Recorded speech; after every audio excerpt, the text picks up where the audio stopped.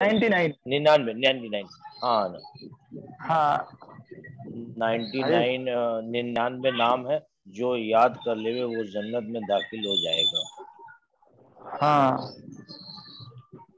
پچھلے میں تھا اللہ اپنے ذات اور صفات میں بالکل اکیلے ہے، اس کا کوئی شریک یا کائنات نہیں ہے۔ جی جی جی اور پھر اس کے بعد استنجے کی فرض، واجب، سنت اور بدعت اچھا بتلایا بس تھا۔ ٹھیک ٹھیک ٹھیک ٹھیک ہے ٹھیک ہے۔ جی رحمت صاحب آپ کو کچھ معلوم ہے؟ میں تو شاید تھا نہیں کرتا۔ پرسوں نہیں تھے آپ؟ اچھا چلیے چلیے شروع کر لیتے ہیں۔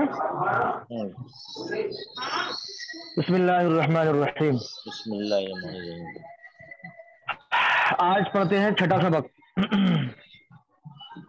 توحید پر استقامت اور شرک سے بیزاری۔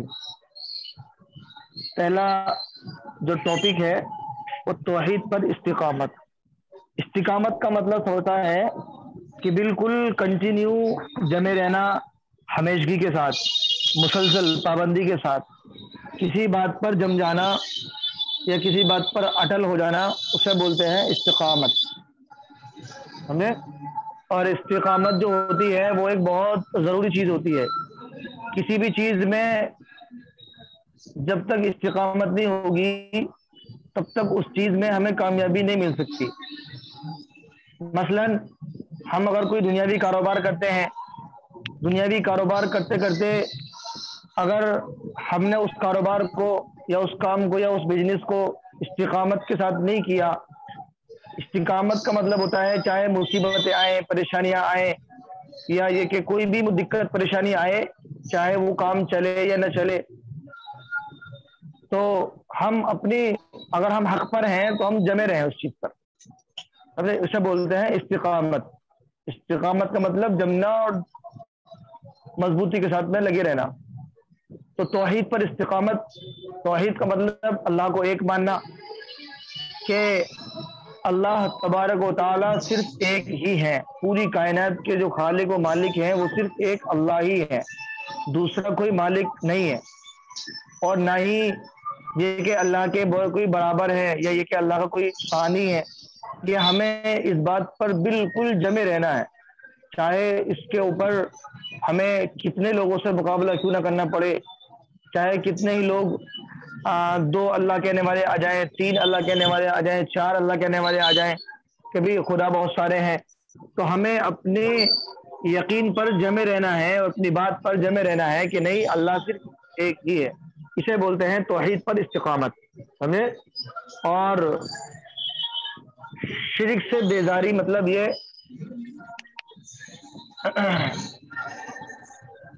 یعنی کہ ہم شرک میں داخل نہ ہوں۔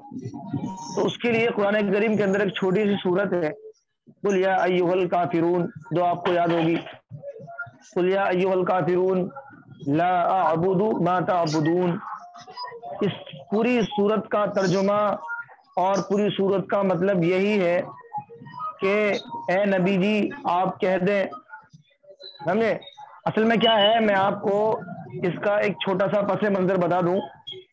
جب یہ صورت نازل ہوئی تھی، اللہ تبارک و تعالیٰ نے جب اس صورت کو حضرت پاک علیہ الصلوۃ والسلام پر نازل فرمایا، تو اس صورت کے نازل ہونے سے پہلے ایک معاملہ پیش آیا، وہ یہ تھا کہ جب آپ علیہ الصلوۃ والسلام لوگوں کو دعوت دیتے تھے کہ بھئی اللہ ایک ہے، کہ لوگوں کلمہ پڑھ لو، لا الہ الا اللہ، اللہ کو ایک مان لو، لا الہ الا اللہ کہہ لو، کامیاب ہو جاؤ گے، تو آپ علیہ الصلوۃ والسلام کی لوگوں نے مخالفت کی، بہت زیادہ مخالفت، کہ بھئی اتنے بڑے نظام کو چلانے والے صرف ایک ہی اللہ ہے، ہم ایسے کیسے ایک اللہ کو مان لیں، یا یہ کہ ہم جتنے بھی ہمارے معبود ہیں، اتنے سارے ہمارے معبود ہیں، تو کیا ہم ان تمام معبودوں کو چھوڑ کر کے صرف ایک ہی اللہ کو مان لیں؟ تو یہ ان کو گوارا نہیں تھا۔ بات سمجھ آ رہی ہے؟ ہاں سمجھ میں آ رہی۔ ہاں، تو جب وہ ان کو گوارا نہیں تھا، لیکن حضور علیہ الصلوۃ والسلام اپنی بات پر جمے رہے، استقامت کے ساتھ مسلسل پابندی کے ساتھ دعوت دیتے رہے لوگوں کو، تو پھر لوگوں نے آپ علیہ السلام کے پاس آ کر حضور سے کمپرومائز کرنے کی کوشش کی کہ بھئی ایسا کر لے کہ کچھ دن آپ ہمارے معبودوں کو مان لیا کریں، یا اور کچھ دن ہم آپ کے معبود کو مان لیں گے، کچھ دن آپ ہمارے معبودوں کی عبادت کر لیا کریں، کچھ دن ہم آپ کے معبودوں کی عبادت کر لیا کریں گے۔ تو اس طریقے سے ان لوگوں نے آپ سے بات کیا کہ یعنی حضور علیہ السلام سے بات کہ ایسا ایسا کر لے، کچھ دن آپ ہمارے معبودوں کی عبادت کر لیا کریں، کچھ دن کے لیے ہم آپ کے معبود کی عبادت کر لیا کریں۔ تو اس کے بعد میں اللہ تبارک و تعالیٰ نے پھر یہ اس بات کے اوپر یہ پوری صورت نازل فرمائی کہ اے نبی جی آپ ان لوگوں سے کہہ دیں، یعنی ان کافروں سے کہہ دیں کہ میں اس کی عبادت نہیں کرتا جس کی تم کرتے ہو، میں اس کی عبادت لا اعبد ما تعبدون، کہ میں اس کی عبادت نہیں کرتا جس کی تم عبادت کرتے ہو، یعنی تم تو اپنے ہی ہاتھوں سے بنے ہوئے بتوں کی عبادت کرتے ہو، پتھروں کو پوجتے ہو، تو میں اس کی عبادت نہیں کرتا جس کی تم کرتے ہو، اور تم اس کی عبادت نہیں کرتے جس کی میں کرتا ہوں، اور میں اس کی عبادت کرنے والا نہیں جس کی تم عبادت کرتے، اور جس کی عبادت میں کرتا ہوں تم اس کی عبادت کرنے والے نہیں ہو، تمہارے لیے تمہارا دین ہے اور میرے لیے میرا دین۔ یہ چیز یہاں پر علیہ السلام سے اللہ تبارک و تعالیٰ نے اس صورت کے ذریعے مکمل صاف طور پر کہلوا دیا کہ نبی جی آپ ان سے صاف صاف کہہ دیں کہ میں عبادت اس کی نہیں کرتا جس کی تم کرتے ہو، اور تم عبادت نہیں کرتے اس کی جس کی میں کرتا ہوں، تمہارے لیے تمہارا دین ہے اور میرے لیے میرا دین۔ سمجھے؟ یہ اب اس صورت کے اندر کیا ہے، اس صورت کے اندر ایک تو کافروں کا جواب بھی ہے اس کے اندر، دوسری چیز اس میں یہ ہے کہ شرک سے بیزاری ہے، یعنی اس صورت کے اندر شرک کی ذرہ برابر بھی بالکل بھی کوئی گنجائش نہیں ہے۔ اس لیے حدیث شریف کے اندر آتا ہے کہ جو آدمی اس صورت کا ورد کرے گا تو اللہ تبارک و تعالیٰ اس صورت کی وجہ سے اس انسان کو شرک سے بچائے کے رکھیں گے، شرک سے اس کو بچا لیں گے، سمجھے؟ یہ چیز ہے، یہ قرآن کریم کی آیت ہوگی۔ دوسری چیز ہے حدیث شریف۔ اب حدیث میں کیا کہتے ہیں، آپ علیہ السلام نے ہمیں کیا تعلیم دی ہے حدیث کے اندر؟ آپ علیہ السلام نے فرمایا کہ داڑھی بڑھانا اور مونچھیں کٹوانا،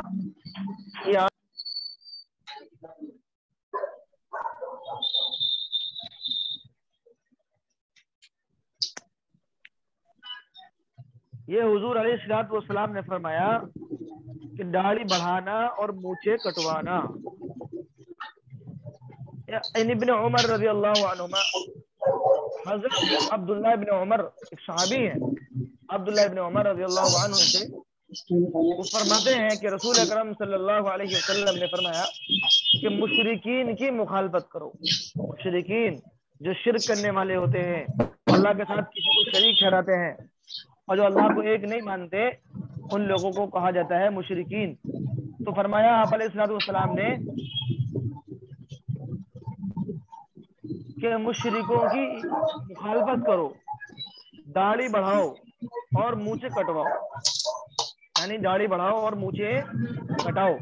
ابن عمر رضی اللہ عنہ جب حج یا عمرہ کرتے تو ایک مٹھی سے زائد داڑھی کو کاٹ لیتے تھے، یعنی جو ہماری داڑھی ہے، اگر ہماری داڑھی ایک مشت ہے یعنی ایک مٹھی سے زائد ہے تو اس داڑھی کو ہم کاٹ سکتے ہیں، یعنی گنجائش ہے کہ ہم اس کو کاٹ لیں، لیکن اگر ایک مٹھی سے کم ہے تو پھر داڑھی کاٹنے کی گنجائش نہیں ہے۔ پھر ہمارے لیے آپ علیہ السلام نے حکم فرمایا ہے کہ داڑھی کو بڑھائیں، کیونکہ داڑھی جو ہے اسلام کی نشانیوں میں سے ایک نشانی ہے، اور داڑھی بڑھانے میں مشرکوں کی مخالفت ہے، اس لیے داڑھی بڑھانے کا آپ علیہ السلام نے حکم فرمایا ہے۔ اور مونچھیں کتروانا، مونچھیں کٹوانا، یعنی مونچھیں بڑھانا کس کا کام ہے؟ مونچھیں بڑھانا مشرکوں کا کام ہے کہ مونچھیں بڑھاتے ہیں وہ داڑھی کٹاتے ہیں، اور آج ہمارا حال بھی اللہ معاف کرے، ہمارا حال بھی ایسا ہی ہے، ہم ایمان والے بھی ہیں، مسلمان بھی ہیں، لیکن پھر بھی ہم داڑھی نہیں رکھاتے، پھر بھی ہم مونچھیں کٹاتے، مونچھیں رکھاتے ہیں اور داڑھی ہم کٹاتے، مشرکوں والے کام کرتے ہیں ہم۔ تو اس لیے ہم بھی انشاءاللہ ارادہ کریں اور عہد کریں کہ انشاءاللہ ہم داڑھی رکھنے کی کوشش کریں گے سلیم صاحب؟ آمین انشاءاللہ۔ داڑھی رکھنے کے رہبر صاحب کیا दाढ़ी रखेंगे पूरी? इंशाअल्लाह। हाँ पूरी दाढ़ी रखेंगे भाई यार, इंशाअल्लाह। हम मुसलमान हैं, आप अलैहिस्सलाम के उम्मती हैं, और हमारे नबी ने हमारे खातिर कितनी कुर्बानियां दी हैं, कितनी मशक्कतें बर्दाश्त की हैं, कितनी मुसीबत झेली हैं। तो क्या हम अपने नबी की मोहब्बत का झूठा दावा करते हैं? हम नबी से मोहब्बत भी करते हैं और मोहब्बत करने का दावा भी भरते हैं, उसके बाद भी नबी का चेहरा हमें पसंद नहीं आता। तो इसलिए हम कोशिश करें कि नबी वाला चेहरा बनाएंगे इंशाल्लाह। इंशाल्लाह है, ठीक है? इंशाअल्लाह। हाँ, और आप देखो, आप लोगों ने आज हदीस भी सुन ली। हदीस के अंदर भी आप फरमा दिया कि मुशरिकों की मुखालफत करो, दाढ़ी बढ़ाओ और मूछें कटाओ, ठीक है? नंबर 3, शिर्क का बयान। अब शुरू होता है शिर्क का बयान। अब शिर्क में क्या है? शिर्क किसे कहते हैं?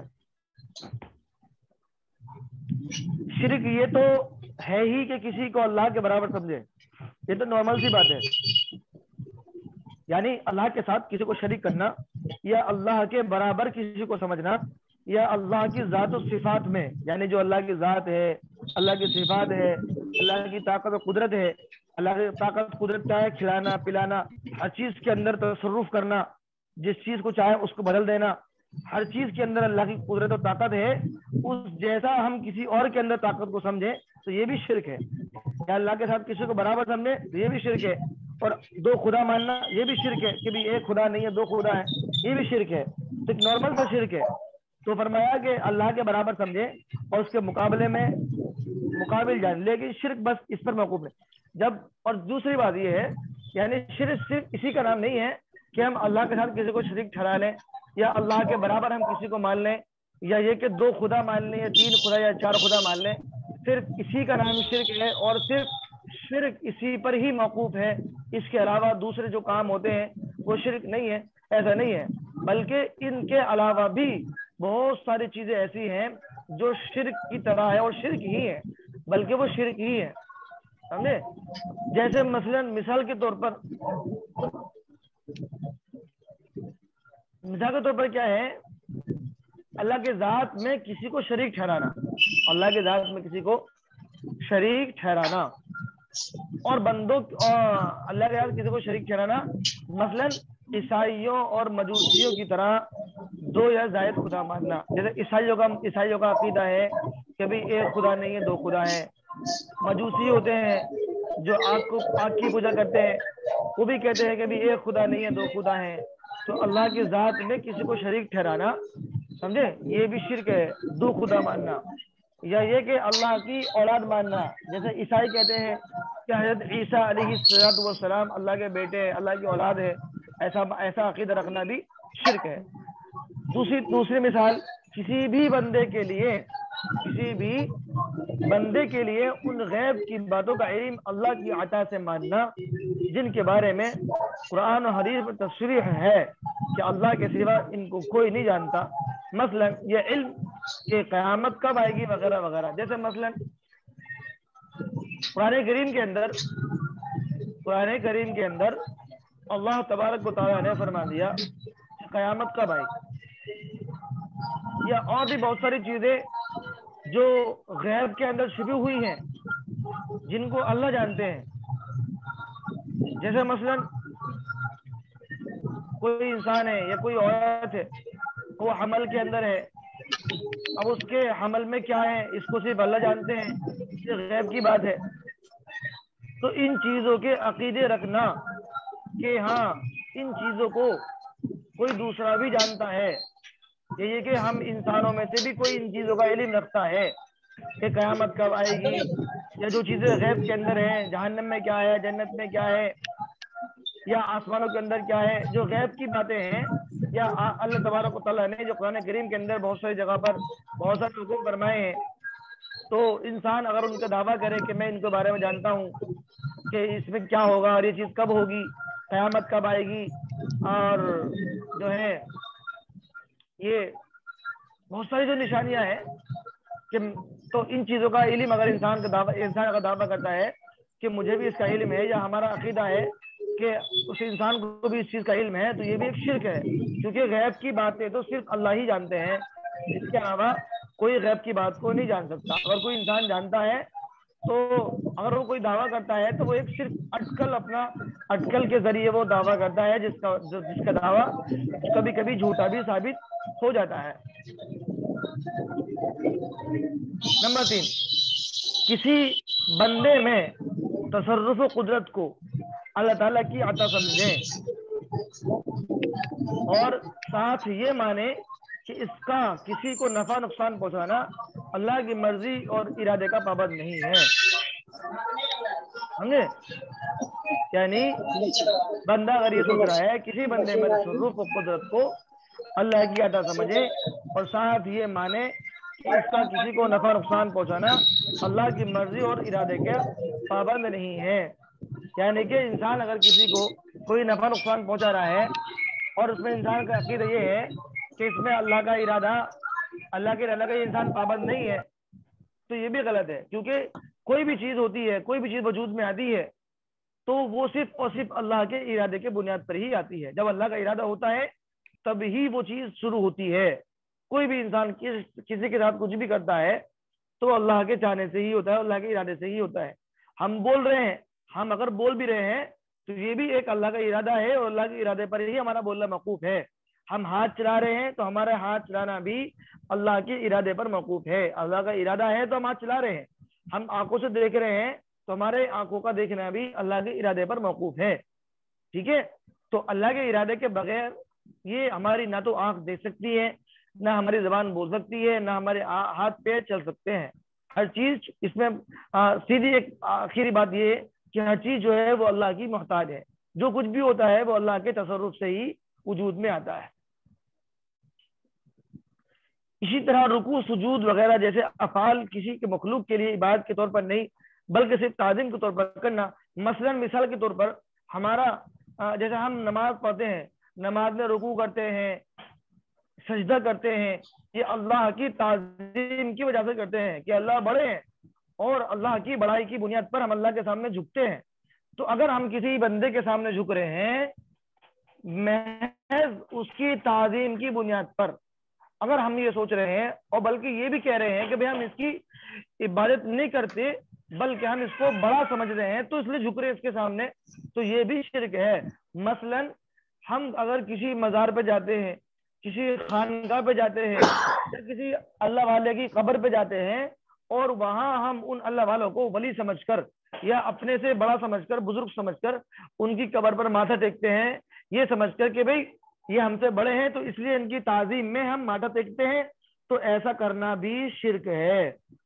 ایسا کرنا بھی کیا ہے؟ شرک ہے، کیونکہ وہ بندہ ہے، اللہ نہیں ہے۔ یہ تو سر جھکانا اور تعظیم کے لیے کھڑے ہونا، جھکنا، یہ صرف اللہ کے لیے ہے، رکوع بھی اور سجدہ بھی، سمجھے؟ کسی انسان کی تعظیم کے لیے نہ تو ہم رکوع کر سکتے ہیں نہ سجدہ کر سکتے ہیں، ہم جھک نہیں سکتے، کسی کے لیے بھی نہیں جھک سکتے۔ اگر ہم کسی کی جھکیں گے، چاہے ہمارا ارادہ عبادت کرنا ہو، چاہے ہمارا ارادہ اس کو ریسپیکٹ دینے کا ہو، پھر بھی اگر ہم ایسا کرتے ہیں تو ہم شرک کرنے والے ٹھہرائیں گے۔ پھر شریک کرنے میں نبی ولی جن شیطان وغیرہ سب برابر ہیں، جس سے بھی یہ معاملہ کیا جائے گا وہ شرک ہوگا اور کرنے والا مشرک، چاہے نبی کے سامنے ہم، چاہے نبی ہو وہ تعظیم والا انسان، چاہے نبی ہی کیوں نہ ہو، اگر ہم نبی کے سامنے بھی جھکیں گے، نبی کے سامنے بھی سجدہ کریں گے تو بھی شرک ہوگا، چاہے وہ نبی ہو، ولی ہو، جنات ہو، انسان ہو، کوئی بھی ہو، کسی کے سامنے بھی اگر ہم سجدہ کریں گے اللہ کے علاوہ وہ شرک ہوگا۔ اس لیے ہمیں تمام کی تمام چیزوں سے بچنا ہے اور اپنے ذہن کو صاف کرنا ہے کہ ہمیں اللہ کے علاوہ کسی کے بھی آگے نہ تو سر جھکانا ہے اور نہ ہی ہمیں اپنے آپ کو اس کے سامنے اپنی پیشانی کو جھکانا ہے، ٹھیک ہے؟ ہاں جی بالکل۔ ہاں، اب آتے ہیں نمبر 4 آتے ہیں وضو کے فرائض۔ مسائل میں کیا ہے وضو کے فرائض؟ وضو کے فرائض سنت مستحبات۔ رہبر صاحب سن رہے ہیں؟ دھیان سے سنے، دھیان سے سنے بھائی۔ وضو کے فرائض چل رہے ہیں، جسے ہم وضو کرتے ہیں، وضو میں فرائض کیا ہیں، کتنے فرائض ہیں، سنتیں کتنی ہیں، مستحبات کتنے ہیں، تو وضو کے فرائض ہیں 4. وضو میں کتنے فرض ہیں پر بھائی؟ 4 ہیں، 4 فرض. نمبر 1 چہرہ دھونا، پورا چہرہ، یعنی ایک کان کی لو سے دوسرے کان کی لو تک، پیشانی کے بالوں سے یہاں سے تھوڑی کے نیچے تک پورا چہرہ دھونا ہے نا. نمبر 2 کوہنیوں سمیت بازوؤں کا دھونا، اپنی کوہنیوں تک نہیں، کوہنیاں سمیت، کوہنیاں بھی دھونا ہے، کوہنیوں تک نہیں دھونا، کوہنی سمیت ہمیں اپنے دونوں بازوؤں کو دھونا ہے. نمبر 3 چوتھائی سر کا مسح کرنا ہے، ہمیں چوتھائی سر کا ہمارا مسح ہونا چاہیے. ٹھیک ہے. نمبر 4 ٹخنوں سمیت پاؤں دھونا، یعنی جو ٹخنے ہوتے ہیں ہمارے تو اس کے ساتھ بھی ہمیں اپنے دونوں پیروں کو دھونا، دونوں پاؤں کو دھونا. یہ وضو میں 4 فرض ہو گئے. نمبر 1 پورا چہرہ دھونا، نمبر 2 دونوں کوہنیوں کو بازو سمیت دھونا، نمبر 3 چوتھائی سر کا مسح کرنا، نمبر 4 ٹخنوں سمیت دونوں پاؤں کا دھونا. وضو کی سنتیں، وضو میں کتنی سنتیں ہیں؟ وضو میں 13 سنتیں ہیں. نمبر 1 نیت کرنا کہ ہم وضو کر رہے ہیں، پاک ہونے کی نیت کرنا کہ ہم پاک ہونے کے لیے وضو کر رہے ہیں، پاک ہونے کی نیت کرنا.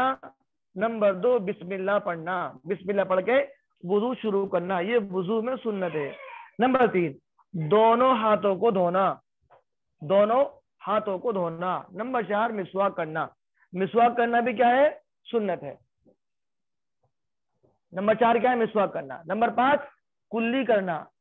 نمبر 6 ناک میں پانی ڈالنا. یہ سنتیں ہمیں بتا رہے ہیں، یہ سنتیں ہیں. نمبر 7 داڑھی کا خلال کرنا، خلال کرنا. داڑھی ہے، اگر داڑھی کا خلال کیسے کریں گے؟ اگر ہماری داڑھی گنجان داڑھی ہے، گنجان داڑھی، گنجان بولتے ہیں بالکل بھری ہوئی داڑھی کو، جیسے میری ہے، اس میں کھال نہیں دکھ رہی بالکل بھی. کسی کی داڑھی ہوتی ہے بہت ہلکی ہلکی، اس میں اندر کی کھال نظر آتی ہے. تو اگر ایسی داڑھی ہماری ہے یا کسی کی داڑھی ہے تو وہ پورا اس کو دھونا ہے ہمیں پورے کو. اگر بھری بھی داڑھی ہے، کھال اندر کی نہیں دکھتی ہے، تو پھر ہم داڑھی کا خیال کر لیں گے، تھوڑا پانی لے کے یوں کر کے، اور اپنے ہاتھوں کو انگلیوں کو یوں کر لیں گے، اس طرح یوں کر اپنے انگلیوں کو ڈال کے اس طرح خیال ہو گیا، یہ خیال ہو گیا. اور نمبر 8 ہے ہاتھ اور پاؤں کی انگلیوں کا خلال کرنا. ہاتھ اور پاؤں، ہاتھ جب ہم ہاتھ دھویں گے تو ہاتھ دھونے میں کیا کرنا ہے ہمیں؟ ہاتھوں کا خلال کیسے کریں گے؟ ہاتھ دھل لیں، ہاتھ دھلنے کے بعد میں ہاتھوں خلال ایسے کریں گے، یوں کر کے پھر ایسے کریں گے، یہ ہاتھوں کا ہمارا کیا ہو گیا؟ خلال ہو گیا. اگر ہم نے کوئی انگوٹھی پہنی ہے تو اس انگوٹھی کو بھی ہم ہلکا سا ہلا لیں گے تاکہ وہ پانی پہنچ جائے. تو ہاتھ پیروں کی انگلیوں کا خلال ایسے کریں گے، یوں کر کے، یوں کر کے. سمجھ میں آ رہا ہے؟ دکھ رہا ہے؟ تو ہاتھوں کی دکھ رہا انگلیوں کا خلال آپس میں، اور پیروں کی انگلیوں کا بھی خلال کریں گے، کیونکہ پیروں کی انگلیوں کا خلال کرنا بھی سنت ہے. اس لیے پیروں کی انگلیوں کا خلال بھی کریں گے، پیروں کی انگلیوں میں انگلیاں کو داخل کر کے.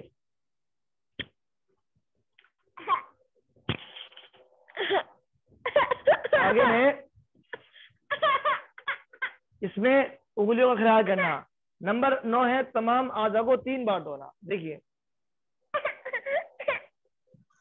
تمام جتنے بھی ہمارے اعضاء ہیں، تمام اعضاء، ناک، چہرہ، ہاتھ، پیر، جتنے بھی ہمارے اعضاء ہیں، ان تمام کو ہمیں 3 مرتبہ دھونا سنت ہے. سمجھے؟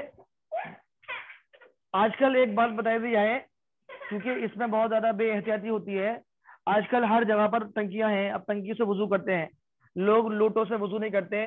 تو لوٹوں سے وضو کرنے میں ہی سنت زندہ ہو سکتی ہے، ٹنکی سے وضو کرنے میں بہت مشکل سے سنت زندہ ہوگی. کیونکہ دیکھو آپ علیہ الصلوۃ والسلام کی ایک حدیث ہے، آپ علیہ الصلوۃ والسلام نے فرمایا کہ 3 مرتبہ ہر ایک وضو کو دھو کے بتایا، اور فرمایا یہ میرا وضو ہے اور میرے سے پہلے انبیاء کا وضو ہے. بس اگر اس وضو پر کسی نے زیادتی کی یا کسی نے کمی کی تو وہ ہم میں سے نہیں ہے، یعنی میری سنت پہ چلنے والا وہ نہیں ہے. اگر ہم نے اپنے وضو کو 4 مرتبہ دھو لیا، 2 مرتبہ دھو لیا، 5 مرتبہ دھو لیا، یعنی 3 مرتبہ سے زیادہ دھونا یہ سنت کے خلاف ہوگا. اس لیے ہم کوشش کیا کریں، اگر ہم ٹنکی پر بھی وضو کر رہے ہوں تو ہم 3 مرتبہ ہر وضو کو دھویں گے تو انشاءاللہ ہماری سنت زندہ ہوگی اور سنت کے مطابق ہمارا عمل ہوگا، کیونکہ 3 مرتبہ دھونا ہی سنت ہے. نمبر 10 پورے سر کا مسح کرنا.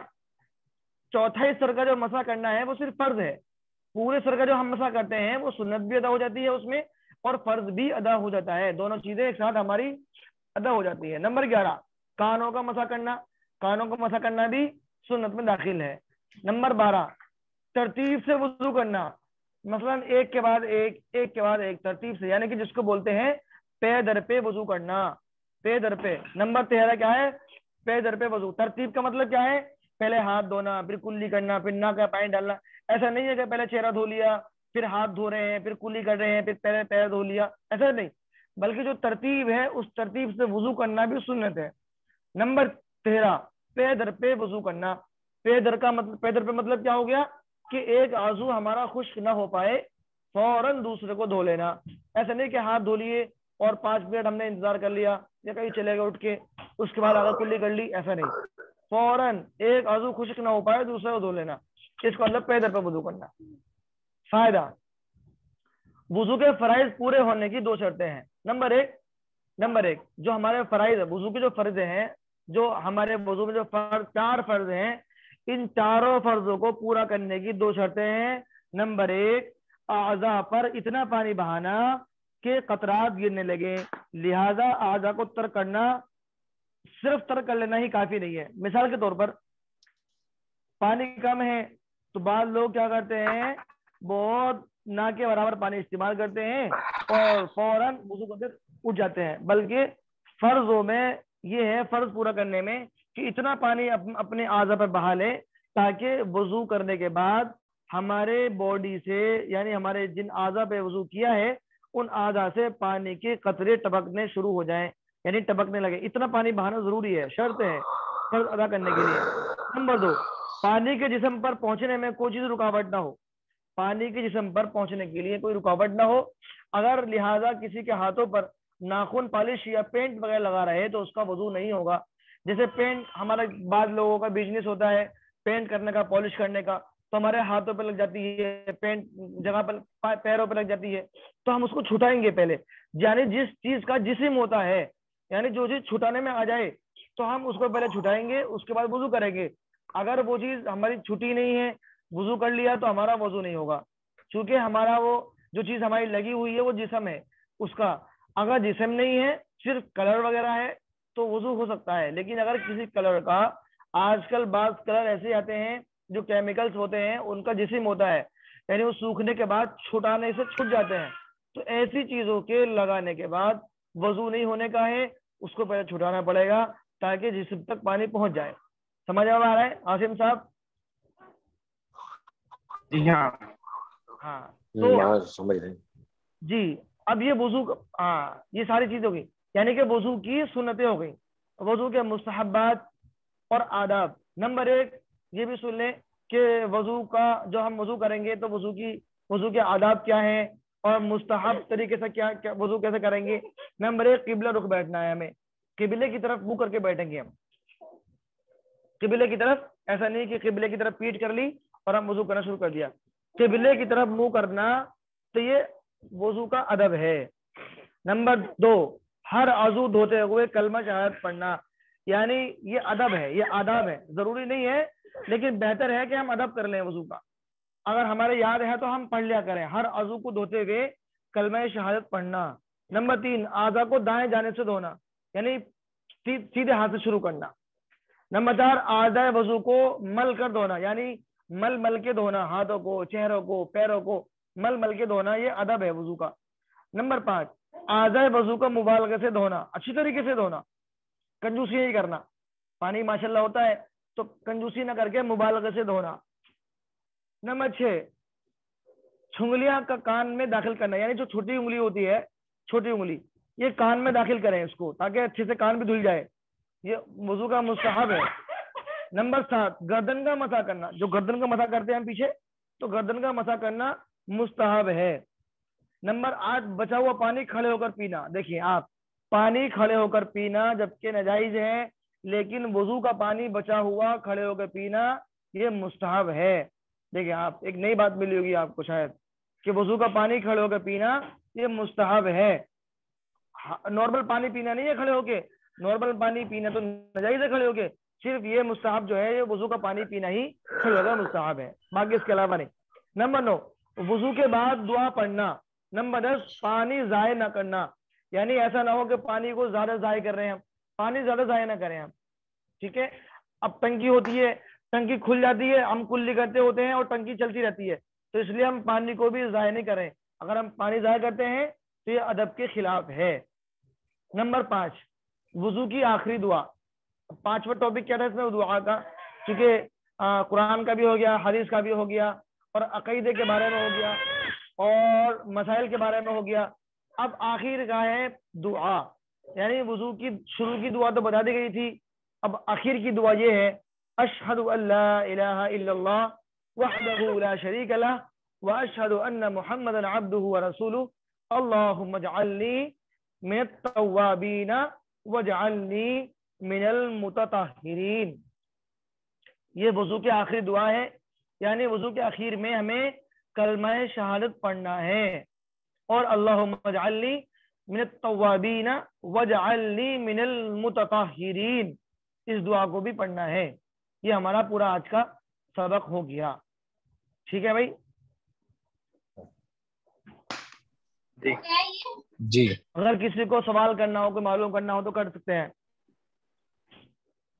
یہ مستحب میں جو ہے جو ہاں بچا ہوا پانی پینا ہے، تو جب ہم ہاں اگر ٹنکی، یہ کوئی ضروری تو ہے نہیں نہیں، جیسے مستحب، ٹنکی میں ہم ہاتھ مستحب، صرف مستحب ہے. مستحب اگر ہم لوٹے سے وضو کر رہے ہیں، اب ٹنکی سے تب کھڑے تو ہو پی کے لیں پانی گے. کیسے پئیں گے؟ ٹنکی سے تو مشکل ہو جائے گا. بھائی ٹنکی سے مشکل ہے، کھڑے ہو کے پانی نہیں پی سکتے. لوٹے وغیرہ سے اگر ہم وضو کر رہے ہیں تو پھر ہم کھڑے ہو کے پانی، وضو کا بچا ہوا پانی پی پئیں گے. سکتے ہیں. ہاں. اور کسی کو رہبر بھائی، آپ کو کوئی سوال؟ آپ کی وائس نہیں آ رہی، سائلنٹ ہو رہا ہے، میوٹ ہو رہا ہے آپ کو، آپ کا کیا مائک؟ آ رہی ہے آواز؟ ہاں آ جیسے رہی ہے. بالوں کا کلر لگاتے ہیں، اس میں کیمیکل ہوتا ہے، تو اس سے نماز ہو جاتی ہے؟ دیکھیے کلر کا مسئلہ یہ ہے کہ میں نے کیا بتایا، جس چیز کا جسم ہے، یعنی جو بھی چیز ہم لگا رہے ہیں، اگر وہ چیز چھٹانے سے چھوٹ جاتی ہے، سمجھے؟ جسم ہوتا ہے نا، جسم سمجھتے ہیں؟ جی. جسم مطلب سوکھنے کے بعد کوئی چیز، ہم جسے پینٹ ہوتا ہے، پینٹ، اب پینٹ ہم چھٹائیں گے ناخن پہ، ہمارا آ جائے گا وہ پینٹ، ٹھیک ہے؟ تو اگر کوئی ایسی چیز ہے کہ لگانے کے بعد، سوکھنے کے بعد چھٹانے سے چھٹ جائے تو وہ جسم والی چیز ہوتی ہے. اگر ایسا نہیں ہے، صرف کلر باقی رہ جاتا ہے تو اس سے ہو جائے گا. بالوں کا جیسے کلر وغیرہ کراتے ہیں آج کل، اس میں کیمیکل بھی آتا ہے. ہاں کیمیکل، البتہ وہ سب ناجائز ہیں، کلرز وغیرہ لگانے سب ناجائز اور حرام ہے. بلکہ ہم صرف مہندی لگا سکتے ہیں، باقی سب کلر ناجائز اور حرام ہے. جو کلر لگا لیتے، اس کے جو کلرز لگا لیتے ہیں. اس میں اگر جیسے ایک تو امونیا والا ہوتا ہے، ایک نارمل ہوتا ہے، ایک کون سا ہوتا بنا ہے؟ کیمیکل کا لگاتے ہیں. ایک تو کیمیکل والا ہوتا ہے اور ایک بنا کیمیکل والا ہوتا ہے. دیکھیے ایک میں نے ابھی اس وقت میں جو مسئلہ چل رہا ہے، اس وقت میں مسئلہ چل رہا ہے وہ وضو اور غسل کا، جی. وضو اور غسل کا، کہ وضو ہوگا یا نہیں، غسل ہوگا یا نہیں. تو اس میں یہ بات، بس اتنی سی بات سمجھ لیں کہ جس چیز کا جسم ہے، اگر وہ چیز ہمارے بدن پر یا بالوں پر لگی ہوئی ہے، جب تک وہ چیز چھٹنے کی نہیں ہے تب تک نہ تو ہمارا وضو ہو سکتا ہے نہ ہمارا غسل ہو سکتا ہے. البتہ وہ کلر ہوتے ہیں، کلر لگانے والے، تو کلر کا جسم نہیں ہوتا ہے، کلر لگانے کے بعد بالوں کو دھو لیا جاتا ہے اور صرف وہ کلر رہ جاتا ہے، صرف ایک رنگ رہ جاتا ہے. تو رنگ کیا ہوتا ہے؟ رنگ کا کوئی جسم نہیں ہوتا. البتہ یہ لگانے ایک الگ ہے، وہ ناجائز اور حرام ہے. پھر بھی کلر کا لگانا ناجائز اور حرام ہے، کلر کو لگانا، لیکن غسل اور وضو ہو